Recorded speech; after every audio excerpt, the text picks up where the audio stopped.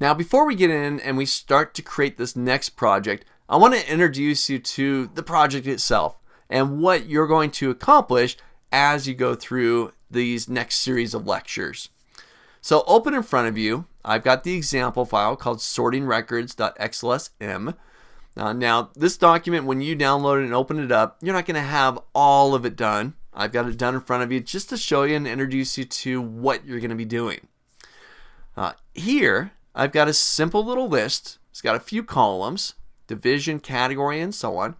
Now imagine a user opens up this document, they look at this list and they decide, you know what, I want to sort this list by category, or I want to sort it by total. Well, normally they would need to go up to your data tab, go into the sort command, and set up the sort. Well, here we are going to automate that experience. I've created a nice little button here. You can create this once you're all done with the project. When the user clicks the sort list button, it's going to prompt them for how they want to sort the list. So I hit the button. This opens up a nice little prompt asking them how they want to sort it. Enter a numeric value to sort. If I type in a 1, it'll sort it by division. A 2, it'll sort it by category. So I type in a 1. Watch my division column. I'll hit OK. And I've now sorted it by division. I hit the button again. This time I want to sort it by category, so I'll type in a 2. I'll hit OK. And I've now sorted it by category.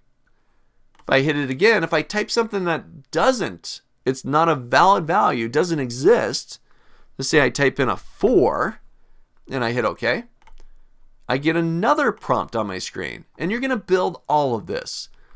Invalid value. Try again. And I get a yes, no button. If I hit yes, it'll ask me to specify once again how they want to sort it. I'll type in a 3, hit OK, and I've now sorted it by total. A nice interactive method automating the experience of sorting a list, making it intuitive, less steps for the user to go through, and more direct.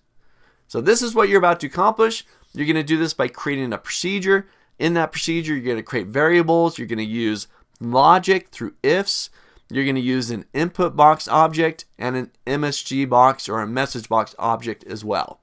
So get ready. There's going to be quite a bit going on in here, but it's all stuff that you can practice and master and start to implement in real world scenarios within your own work environment. So get ready for the sorting project.